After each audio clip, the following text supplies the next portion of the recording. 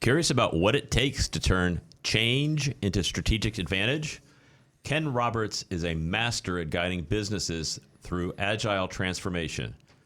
As the owner and lead trainer of Better Ways Agility LLC, he's helped companies of all sizes boost profitability, improve customer satisfaction, and elevate employee engagement.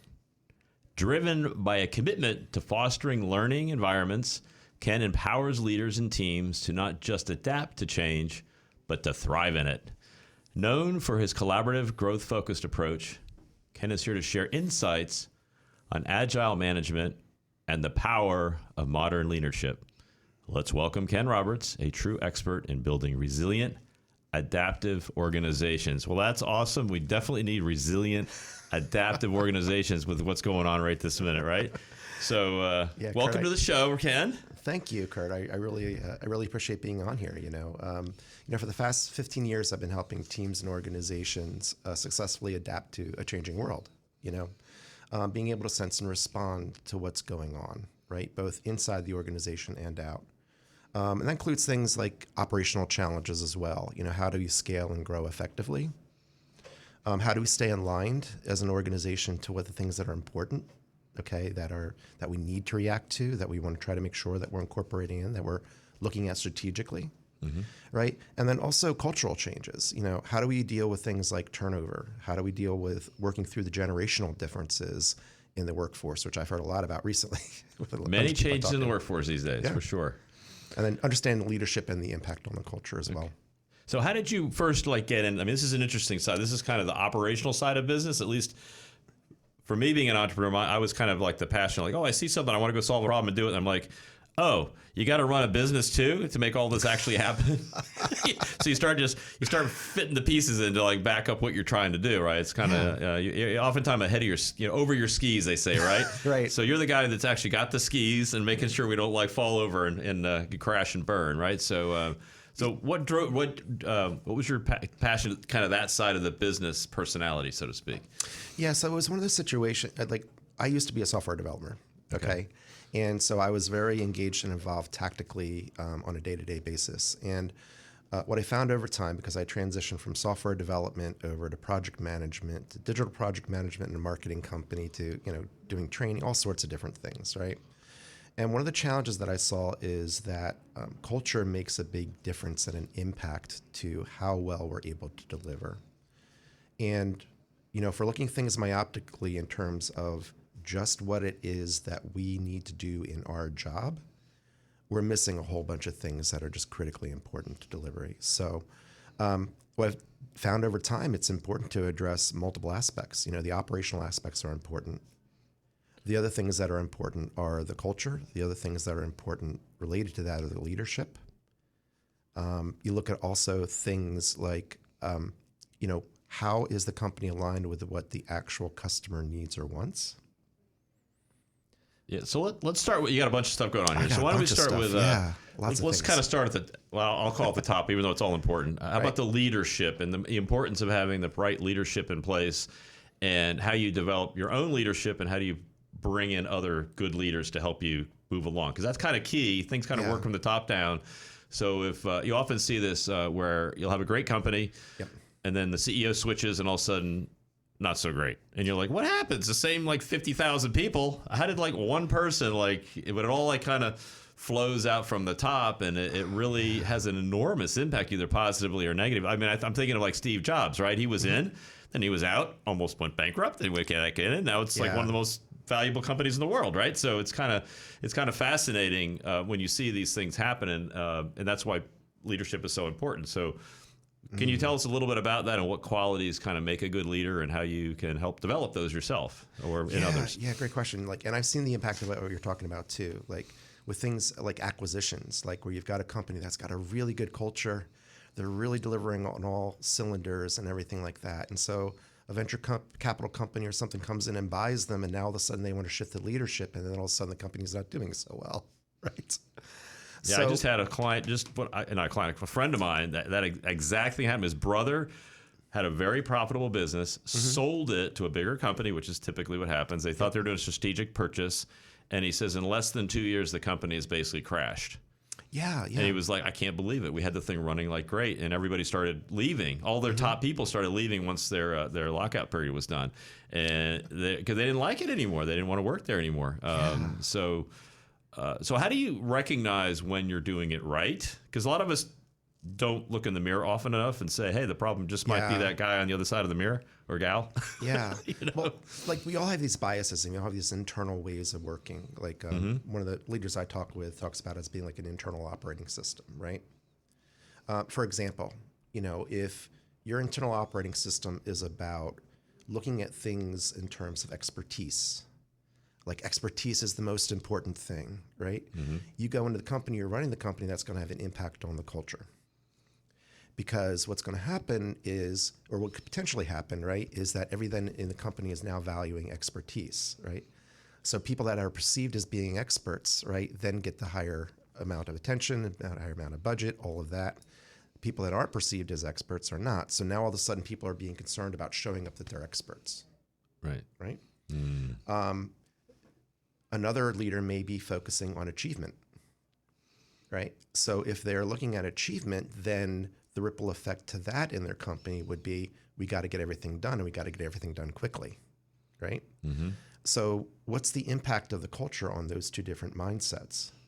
Well, there's a major one, right? In terms of what people want, what people are looking for, how they show up. The other thing, though, the thing that you want to do as a leader is try to find out how to use the right approach or right culture in the right situation in the right place.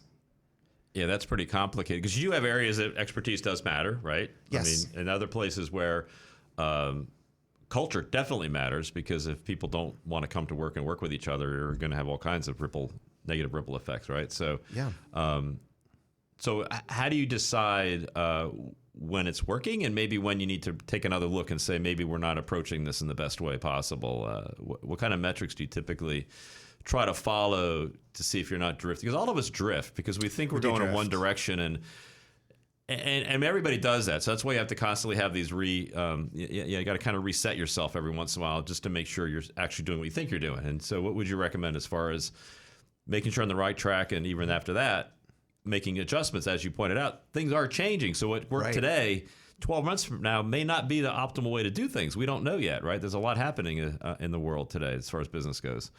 Yeah, so one of the things I think you and I were talking about earlier is like experimentation, right?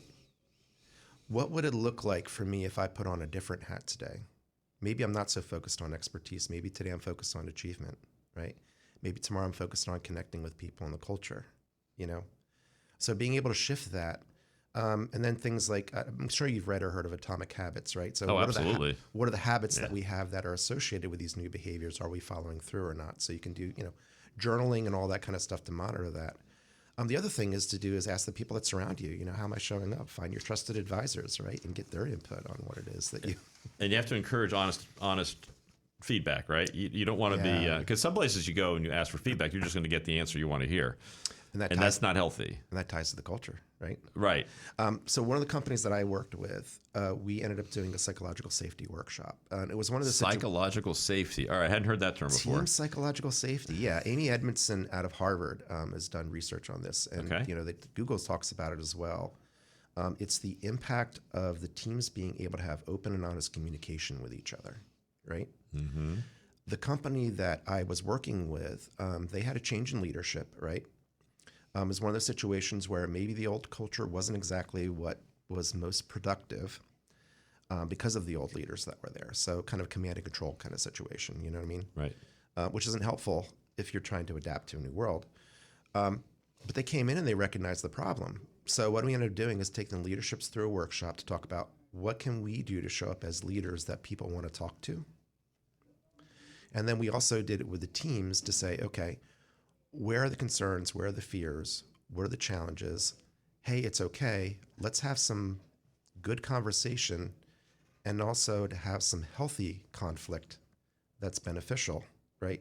Be okay with that healthy conflict, and we're not going to beat you up if you got a different opinion. But isn't that easier said than done? Because if I'm, quote, the boss, they have to feel safe telling me I'm not doing my job very well. I mean, honestly, how do you, because none of us is perfect. I mean, Everybody can be improved on. And I'm thinking, how do you balance the right amount? I certainly don't want my people that are reporting to me to come in every day and say, well, you screwed this up, you messed up this, you didn't do that right. Right. I'm like, dude, man, I'm just chill, you know. So, but you do want certain feedback. So, so do you like solicit that on a periodic basis, or do you have to have some kind of structure? I think is what I'm saying. Yeah. To do that, so you know it's constructive. So you have they know the environment this is an okay environment to have those conversations. Where maybe on the day-to-day on the line while you're actually doing the work, you can't get interrupted and change your processes right then. Right. But you can certainly have a break and say, okay, we've got our numbers for the month or the quarter, and let's go back over and say, hey, so how did we all do? From the leadership on down. And so I guess from a logistics standpoint, how do you embed that in the company itself, so it's kind of an ongoing part of our conversation? Yeah. Well, I mean, the opinion about you as leaders out there already, right? That's what is that? Your reputation? What people say when you're not around? Something like that, right? Exactly, right? Your brand. Oh no, your brand. Your brand is what people say about you when you're not around, right? Exactly. That's your brand, right? Right. But it's about it's about changing and shifting the way that you show up, right? You've got to be able to say, you know what, I'm here to listen right now and mean it. Right. And it is one-on-one conversations that you've got. It's also, monitoring the culture, maybe doing a little bit of a survey. What I tend to do when I go into companies to try to assess some of this is actually have one-on-one conversations with people. If you're familiar with design thinking principles, we can go into that if you want. Sure. Absolutely. Which is, I use something called, what's that? Okay. No, we're good. It's all good. All right. I use something called empathy interviews, or what I call them as context interviews, which are one-on-one interviews where I just basically sit down with somebody and I ask a bunch of questions. I just listen. Right. I try to map out where I think things are in terms of the culture, and I also ask about things like how are the leaders doing, and then I reflect those things back to a leader in a gentle way. So that way they can start to see some of those things. But it really does depend upon the culture. In a command and control culture, it's a lot harder for those people that are not used to speaking to speak up. Right. If you shift the culture, if you're managed to do it over time, then they start to be more willing to have open and honest conversations, which ties back to that team psychological safety stuff that we were talking about. Yeah, you say command and control. It's interesting because I immediately go to like the old style of like top-down management, right? And I think now it's more...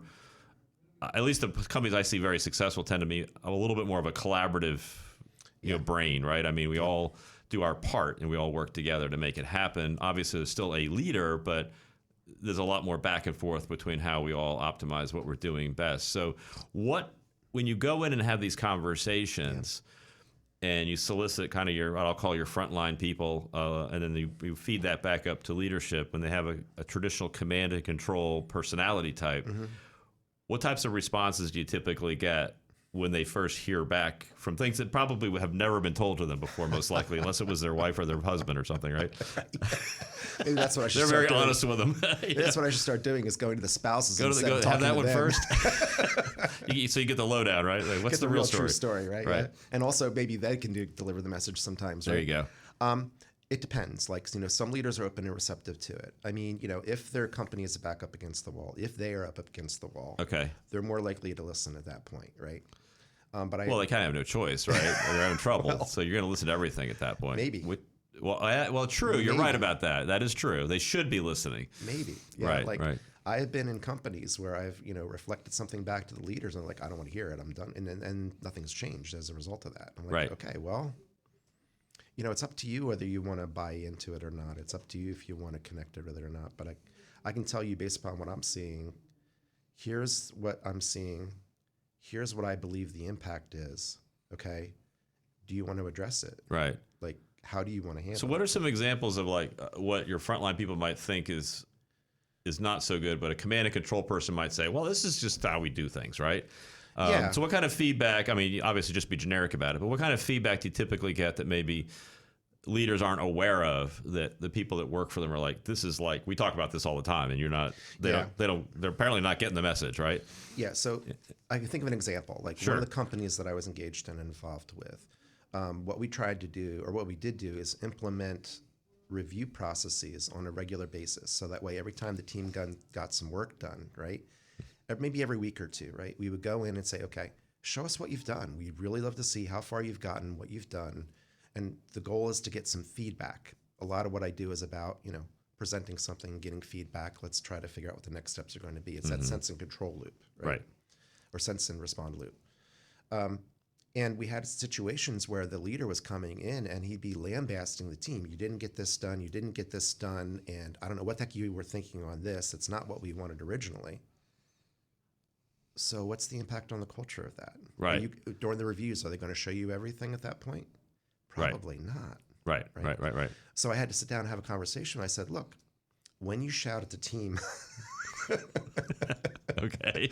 When you shout at the team on a regular basis, the impact on them and on the situation is that they're going to be less likely to show you that work and give you all the dirty details. So you're not going to get all the information that you need. Right. Given that, what do you think? Right. Okay. Because then I have to see whether they're buying into what I'm selling them at that point, right? Yeah. I'm not going to be able to force it on them. They have to choose whether they want to change or whether they want to deal with the situation or not. Right. Sometimes they'll jump in and say, okay, what do I need to do? How do I shift this? Okay, maybe you can ask some more open-ended questions, maybe not go in quite so angry, coach them through that. Other times, there have been 1 or 2 times I've been fired because the leaders don't want to hear it and then nothing changes. Yeah, that's the issue. Because, common sense says at least that the people who know what the issues are typically closest to the problem. Yes. Mm-hmm. And when you're not willing to listen to what they have to say, even though you don't want to hear it, they'll just gloss over it, right? Mm-hmm. They'll paint over the rust until the thing comes apart, right? They will. And I think one of the issues I think we all have is we want to think things are going well, and you want to kind of force say, look, just make it work. And they're like, hey, but we maybe we need some help here, right? And I think the bottom line is, I believe everybody wants to do their best job. Right. Naturally, we all want to be successful in our own way, no matter whether you're just starting a job or you've been there for a whole career. And I think if people value your opinion, no matter how relatively small it may be in the scope of the entire system, I believe now you're on the lookout for trying to discover other things you might be able to improve as well. And before you know it, you might be coming up with stuff that's actually pretty important. Yeah. Well, some people hug on to things.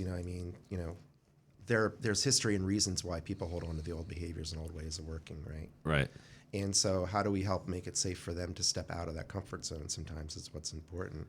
But what you're saying is really critical. I'm thinking about that, like some of the conversations I've had recently, even this morning with a colleague, and we were kind of talking about a little bit before, right, is like the newer generations. And as they enter the workforce and get engaged and involved, right, they are expecting to be heard from. Yeah, let's talk about that a little bit, because I think there's some pluses and minuses in this whole thing. Yes. And everybody's like, well, they're doing this great, but why don't we, because there are some pluses to the old way of doing things. Yes. So why don't we kind of go through that a little bit? And if you want to just describe how that blend really can come together in an extremely positive way if we kind of take the best of both, like, ways of thinking, so to speak, right? Yep. So what have you seen in your work with different companies about what's kind of that right mix of putting the two together and making it work pretty well?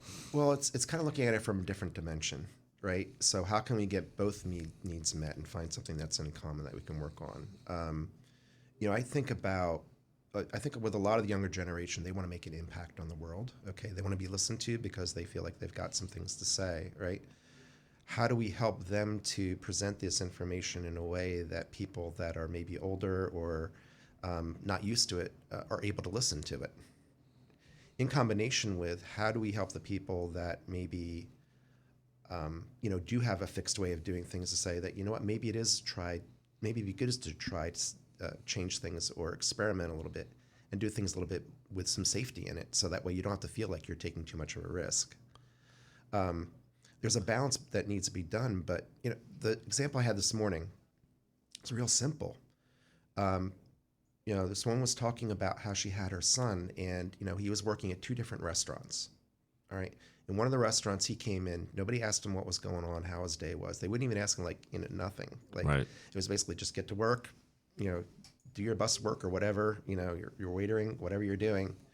And then another restaurant that he was working for, they're like, "Oh, I heard over the weekend you doing games and stuff that you're playing. What's going on with that? How are you doing? Like, what do you think about the situation in the restaurant right now? How's it working out with the customers and all that kind of stuff, right?" So that sense of curiosity is what I think we can all bring in, especially the leaders, regarding this. Being able to ask good open-ended questions is critical. Because if you're able to do that, then you're able to hear them more clearly, and people are going to be more willing to talk to you rather than just getting yes and no answers. And I agree 100%. So what do you say to the people that are like, well, I don't want people just chit-chatting all the way through work, and we got work to do. Get to work. Work to do, yeah. Right? But that's what some of them are going to say is like, I don't want you guys just chatting about what happened last weekend. I need you to go bust that table. Yeah, exactly. So, right. So how do you address that position? I get people? And I get it too, right? The thing with that is, there can be conversation while they're doing the work. On the flip side, on the flip side though, you need to be able to measure progress and see the results of that. And I think what's as important as measuring progress is measuring outcomes. So is there a way that we can look at and see how much work is flowing through the system from an organizational perspective? Are people able to talk on a regular basis about the value that they're providing and how they are making a difference and getting feedback on that? So that way it becomes not a conversation about, or why are you chit-chatting, and more of a conversation about how are you doing in terms of the outcomes. I want to see what it is that you're actually providing. You brought up a great concept, which maybe you can go into for me, for the audience and everybody. Is it, how do you analyze the behaviors you're looking for and then reward them, right? Because every job, if you look at it, if you break it down all the way down, there's some kind of behavior you're hoping to get out of the person, right? Right. That's going to make the company do better. So first, how do you kind of analyze that a little bit? And then once you come up with that, just give us some examples. How would you start incentivizing? Obviously, a salesperson is simple, right? You make a sale, I'm going to give you a commission. Boom, done, right? Yeah. But other people, they're not necessarily looking for dollars and cents. So how do you kind of do that through the whole structure where everybody, whether it's a busboy or whether it's the manager, whether it's the district person or whatever it is in the company, if we're talking restaurants for a minute, how do you kind of make sure everybody's pointed in the right direction and that's their goal, is to make this thing better, and they're rewarded in some way, shape, or form, right? Yeah, and some of the extrinsic awards, external things like money, that may not resonate with people. And I think I've even heard on your podcast where you talk about how some people just leave, not because they're not making money. Very true. But they're leaving the managers, they're leaving the culture because they want to find some place where they are being valued, right? Where their conversation, everything's being valued. So it's about the intrinsic motivation. Right. How can we measure that, right? How can we measure, do you feel like you've got autonomy in this? When you need to do something, do you feel like your team is supporting you and trying to get that work done? Are we all aligned on working on the same thing? And that ties back to the psychological safety, right? Because if you're feeling better about your team and about the way you're able to communicate and being valued, it's not just the chit chat at the water cooler that you're getting out of that. You're getting a lot of people that are working together and feel like they want to work together to make a difference. Right. So you just ask the right questions. You could do that via surveys. You could do that one-on-one. There's a list of 7 questions that Amy Edmondson has regarding psychological safety. Is what would it look like if you took those and used those and asked those questions in your company, right? What would the results be, and what can you learn from doing that? So there are ways you can measure it. Right, exactly. And I didn't hear any money in there at all. You're just listening to what they have to say, and maybe and responding to it, and at least acknowledging it. Even if it's not a great idea, at least acknowledging, that's, I'm glad you're thinking about these things, exactly. right? And I believe there's value in just acknowledging that. And I think one of the ripple effects for this whole process is you end up, because every company has its own social, cultural capital within the company. And sometimes the companies don't understand that social capital in a company is extremely critical, one, for retention, but also for recruiting. Huge. Because when you start looking, think about it. If anybody out here is, just think about when you go to look for a job or a business partner or anything like that, or even to get married or something, right? You're always looking for, how is that symbiotic relationship going to work with me as a person so that I can actually function as a professional within that culture, right? I learned that lesson the hard way when I first started my career. Okay. I didn't ask those questions. I learned the hard way when I got into some cultures that's not where I want to be. Right. So what you want to tell us a little bit about it, if you don't mind sharing a little? Like what things like hit you like, what did you think going in? And then when did you first realize that, oh, wait a minute, this is... Yeah. Because, I mean, you didn't take the job thinking, I'm going to hate this, right? I mean, hopefully you didn't. Right. Hopefully you didn't go in like that. I mean, when you start a job, you think it's going to be good. I mean, hopefully you wouldn't take the job. You look at the internal motivation, too, but you're also looking at the externals, like the money and that kind of stuff. Oh, they're going to make more money on this. Maybe I should make the leap, right? Right. And then you make the leap and you realize you're not being listened. Like, there was one gig that I had recently where I came in and... my intention was to help them at an enterprise coaching level to help them with their organizational structure. Really large company. And they said, no, we're going to have you work on metrics and developing reports and stuff. And I'm just like... Oh, you're a spreadsheet guy now. I'm a spreadsheet guy. That's pretty much it, yeah. Spreadsheet guy, but spreadsheet and PowerPoint. So let's be really clear about that because you got to be able to show it. A little diversity there. Right? Okay. And I'm like, that is not the gig. That is not what the impact that I want to make on the world is. Right. Right. So yeah, I left. And just 2 weeks ago, I had somebody call me about another job that I had and said, how was it working there? And I'm like, yeah, think about it. Here's some of the things that I've seen. Maybe you'll get something out of it. Depends upon what you want. But this is what I'm seeing in terms of that type of job. Okay. Your call, Right. But you're right. I mean, people talk like the thing we talked about with the boss. Like, there's a reputation one way or the other. Everybody has a brand. Everybody has a personal brand, whether you want to admit it or not. So, so what else you recommend these? So we got the business, the leadership. All right, you had other areas you want to talk about. Go ahead and. There's so much, but go. One of the things I'm thinking about in terms of the leadership, one of the things that I'm experimenting and working with right now is actually using improv. Oh, this sounds like fun. Yeah, it is. So how do you use improv in leadership development? This sounds like a lot of fun, actually. Yeah, and that's what I'm trying to do because I think it's one of those things where the way that we learn becomes more effective if we're having fun. Yeah. You think about our psychology. You think about our psychology, right? I mean, if we're stressed about something, but there needs to be some... So how are you using improv? I mean, when you said that, I'm envisioning, all right, now you're going to be the boss and you're going to be the lineman and we're going to let you run the show and tell him or her what to do. And they're going to be like, oh, crap, what they're going to tell me. It's like, but I mean, it's kind of like, I envisioned role reversal. I'm not sure that's exactly what you're doing, but tell me a little bit about how you would use improv to try to... elicit some better ideas and like get people to, I assume you're trying to do this to get a lot of stuff in the open so people kind of understand like how they work together, that's what part some of it, thoughts but are. a lot of it is about, from a leader's perspective, self-reflection on how you show up. Right. Okay. Right?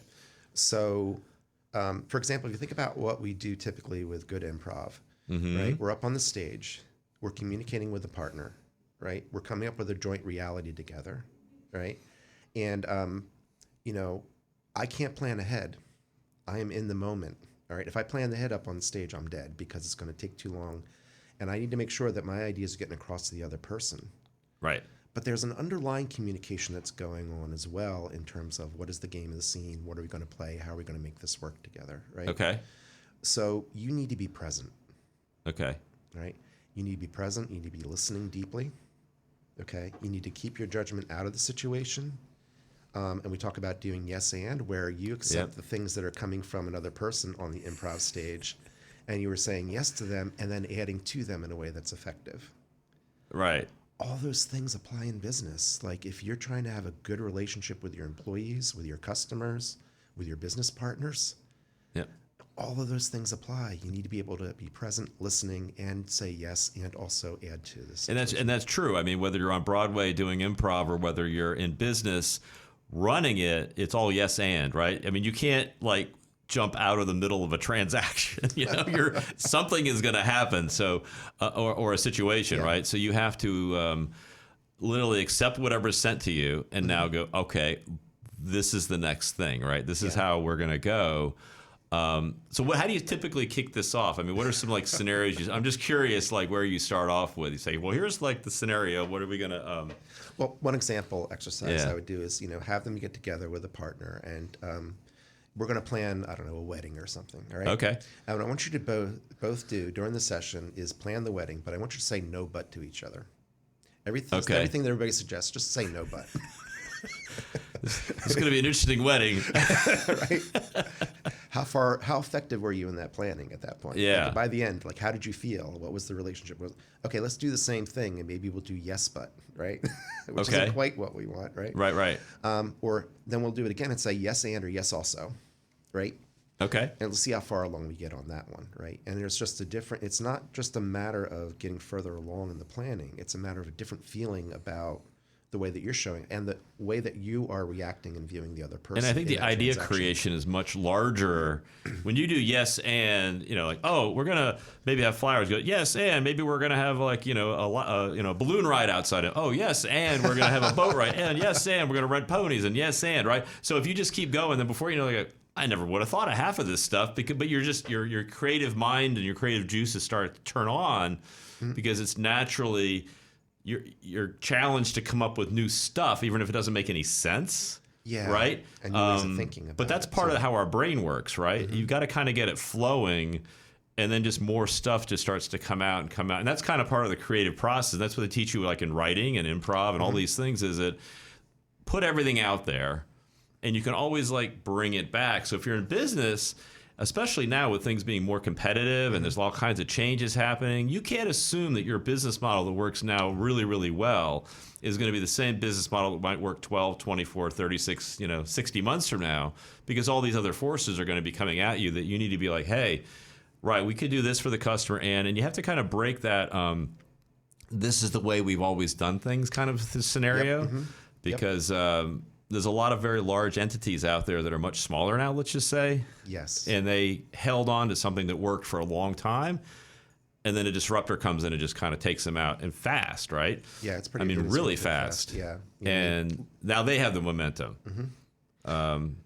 Yeah, for as long as it lasts until we talked about the capitalizing company again, and then they put another leader that's old school in charge, and then right. So you've got your entrepreneur leadership, and then you have your operational leadership. But you have to have, you still have to have that. Yeah.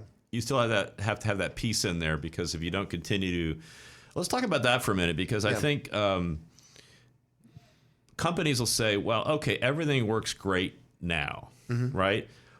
How do I do that? Because you have to keep testing. If you don't, I mean, the ones that succeed are the ones that fail fast, recover, and move on, right? So you have to put in there a culture of saying, we got to try things. So even if everything's working really, really well, you still have to go out there and keep trying iterations of maybe what you're doing, and focused on what is your true job, right? That's what are you really doing for your customers, your clients? Yeah, the way I kind of talk to people about it is there's different horizons on that. Okay. Right? So absolutely, there's got to be that innovation horizon of what do we need to do differently? How are we going to experiment? What are we going to try out and everything like that, right? And to be okay with that failing or not succeeding, right? Try a bunch of things. Let's see what hits. Right. Then you find out what succeeds. Then you try to find a way to say, okay, I'm going to take that now. I'm going to do a little bit more work, and then start to operationalize it. But there's also the bread and butter, the things in a longstanding company that are funding everything else. Right? Oh, absolutely. Right. So, there is innovation that occurs there, but it's a lot less. There your innovation may be, how do I make this more operationally efficient, right? Or what can I do to try to make sure that I'm serving the same need, but with less cost and with new innovations, and by doing something to automate this stuff, right? Right. So you're still doing innovation, okay, but it's a different type of focus. But you need all of it. You need that innovation. You need that edge innovation of, hey, what can we do different? What's coming down the line? How are we going to integrate AI into this? What kind of experience? Yeah, AI is everywhere talking now. about AI, right? You know it's going to come up at some point. So I didn't bring it up this time. Usually I bring it up. Nope, I'm bringing it up this time. Good job.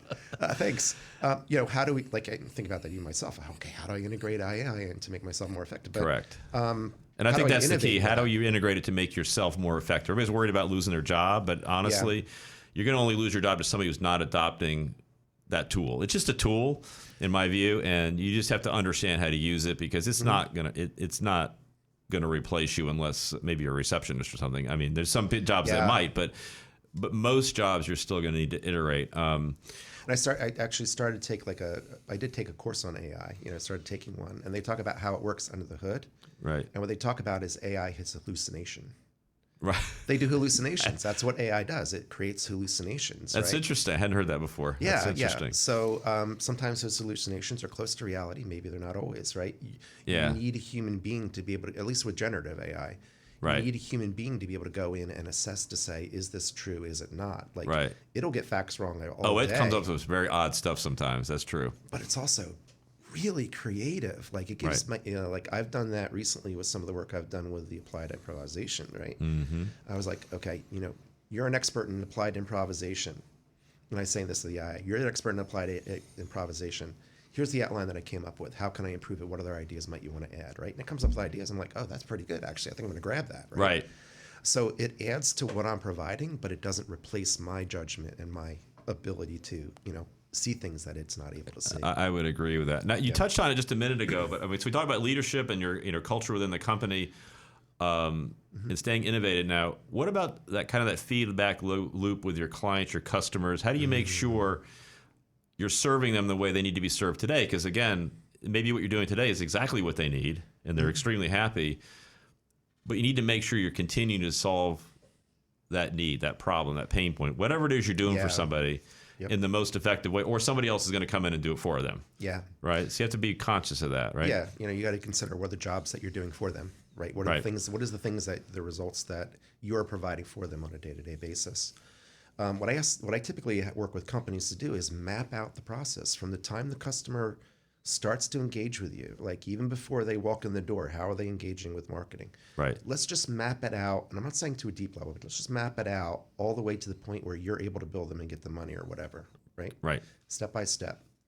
What's going on with them? How are they feeling in each step of that process? What are the challenges and issues and things that they're facing, right? And how do you want to address them, and what do you want to shift and change to adapt to that, right? So keeping that in mind constantly. The other challenge that I find, though, is that may be done out here in some sort of section of the company with the leadership, and it never gets down to the folks that are actually doing the work. Ah, interesting. Right? Or the folks that are doing the work may have insights that those leaders don't have because they're not in the tactical, right? So while we're doing that work, how do we make sure that it gets down to all of the people that are doing the work, and how do we make sure that they're engaged and involved with creating this map? Because they've got they're closest to the customer, like you said. Right. They know a lot of the details that you don't know. You got to be strategic in that stuff. But how do you measure to make sure that communication's getting down and out when you come up with your objectives and key results for your company? So do you get like the frontline people? Are they getting in some of these scenarios? Are they soliciting feedback from the customers? Sometimes we do like surveys after certain things, but I'm not sure everybody. Very few companies can I think of that do a good job of ongoing feedback from people. They might do it like you bought a car, they send you a survey. Did you like the car? Yeah, I like it. But what happens like 3 years from now? Do you have any idea whether they like the car anymore or not? I don't know. I never got a survey 3 to 5 years after I bought the car. Right. So is there a way to kind of try to keep up with people, because that's your best data point is what your customers are feeling, your clients are feeling, right? They're going to tell you.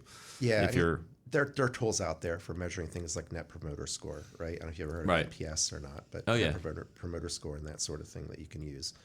But tied to that is honestly just open and honest communication. Make a point of going out and doing interviews with your customers occasionally. Create a small little focus group or something. Just have conversations. Sometimes that's enough. And sometimes it generates ideas also that you can use to feed your innovation pipeline. Correct. Right? So a lot of it's just the communication and collaboration, right? But yeah, it's also in combination with the marketing surveys and that kind of thing. Yeah, there's a lot to it, right? Yeah. So where do you see businesses headed now? Because we talked about how innovation and changes happening. A lot of people I know have they're either very excited or very stressed out about AI and how it's going to affect us all, and it is going to affect us all in some positive ways and not so positive ways. What are your thoughts about that, and what should businesses be doing to address those issues and taking advantage of what it does, and maybe being aware of how it may have a negative side, so to speak, as well? Yeah, I mean, the tools regarding AI are out there. We already seen that they're making major impact in the industry, right? It's the humans relating to the AI that becomes a little bit of a challenge. Right. Right. So what do we need to do to support those humans in adapting to a new way of working is really what the question is. And again, that's core to a lot of the work that I do is how do we help them how do we create circumstances for them to learn and grow in this in a way that they can step into without feeling too threatened, but engaged and involved enough that they need to step over an edge, right? Because honestly, in order to grow, you can't stay cocooned, right? Right. You push them too far over the edge, they're not going to be able to deal with it because they're going to be too stressed. But there's a middle point in that stress, right? Of just enough stress, positive stress, that helps them move along without being so much. So create circumstances that allow that. Go out and try, okay, ask your employee, go out and try this in AI. I'd love to see some results about a week from now about what it is, you know. Hey, I don't need to see the be all and end all, but I need you to go in and engage with the tool, right? And show me what you think it's possible to do. And I'll give you a week or two to do that. Okay. Right? And then, okay, great. I see it. Okay, this is, okay, I see some things here. That piece looks interesting. Maybe dig a little bit deeper into that. Like, we don't need to go right into the deep end. Let's let them get into the pool in a way that works for them, right? I see, right. And the younger millennials and that kind of stuff are, you know, the earlier folks may be like, yeah, I'm going to do it right away. You know, you may get results quickly because they're into it. You know, they've already been working with it, right?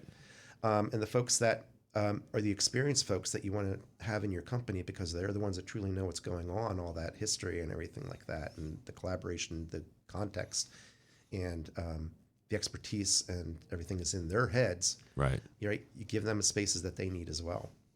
One of the companies I worked with is prior to the AI boom, was actually a mainframe company, you know. Mm-hmm. But it's like, oh, mainframers, you know, they're going to take forever to adopt new ways of working. A lot of those folks jumped right on it. Okay. Like, you know, because they feel that there's a threat out there. They feel that there's something going on. They feel that there's a bigger challenge in terms of competition and everything coming. And they're like, I'm in. And, you know, some of the best cultures I've ever worked with are some of those cultures where people are working through in a way that is supported, working through those inner challenges and stuff with leadership and management support, so they can step into that and then feel confident that the leaders and managers have their back as they do it. Interesting you just say that, because I mean, I was probably one of the ones that was excited and scared, but now I've got enough going on in it where I'm actually excited. Yeah. Right? I mean, it's gone from, because you're not even sure what tools to use. There's so many of them out there, right? Mm-hmm. So you just got to kind of pick a couple and go with it, right? But how it can really, like in a lot of things I work with, it's like, it's not just this generic go out into the universe and find stuff out. It actually just helps you with your own database, your own information. Yeah. And when I started realizing that all this stuff I have to know for my industry and industries that I'm working with, that's a lot of information, and nobody can know everything. And what it does is it helps me very quickly boil it down to something that's digestible. So even if I'm going to have a conversation with an attorney or an accountant or whoever, at least I've got a pretty good base framework knowledge around the subject matter as it applies to the client or the situation, where I'm going to have a better conversation. Yeah, that's what right. It does, because ultimately, you still have to have people involved. No matter how much I see a computer tell me something, I'm like, you know, this person's been doing this for 30 years. They get all the iterations. They've dealt with that industry for a long time. I want their opinion on what this says. Mm-hmm. So I want to make sure we're not making an error, because everything has to apply to a situation. Mm-hmm. And AI, I don't think, is going to understand that, at least not in the near future, let's just say. It may not get all the context, although it gives a lot more context than you would think. The way that it works is, you know, there's underlying language models and stuff, and it groups things into what's called tokens, which is basically, it's like combinations of words or topics or ideas that then get grouped together, which is one of the reasons why when you work with, a lot of times you want to say, hey, you're an expert in this, so that way it knows what area of this huge language model to go into. But one of the things you could do, like if you've got these concerns or fears of AI, what some of the folks do is I say, what hobby do you have? What are some of the things that's what I did. It was like, okay, I've got a hobby. That's a great idea. You know, I'm going to use AI to try to learn more about that hobby. It's something that I love. You know, hey, you know, AI, you're an expert in this, I don't know, pottery or whatever, right? Right. You're an expert in pottery, and, you know, I want to be able to design a really good, you know, kiln, or, you know, a really good, pottery thing. So go ahead and create an idea for me about how I could do that and some of the considerations and how I want to design it. Oh, wow. You know what? This is kind of useful. That's not working for me, but this other stuff here is kind of useful. And then you can just take that, do plan B and like give me this iteration or whatever. And and I like the way you can drill down into it and stuff. Yep. So this has really been fantastic. So before we leave here, if it's flown by, it's flown by. Any like words of wisdom, so to speak? Final words of wisdom. I know you have to give us a lot of wisdom, but some thoughts before we leave? When it comes back to it for the leaders, again, I think one of the most important things is having those open and honest communications and being able to ask good open-ended questions, right? The other thing I want to say about this is being able to facilitate sessions and meetings with your people in such a way that you're getting feedback from them. That's huge. How do you set up a structure for them to get that feedback and listen to them in a way that they're invited into? All of that, if you can do that, then you've got a better sense and understanding of what's going on operationally in your company, and you're better able to knock it out of the park. Excellent. Thank you, Ken. It's been wonderful. Yeah, thank you. All right. You've been listening to Master Your Finances. Have a great day.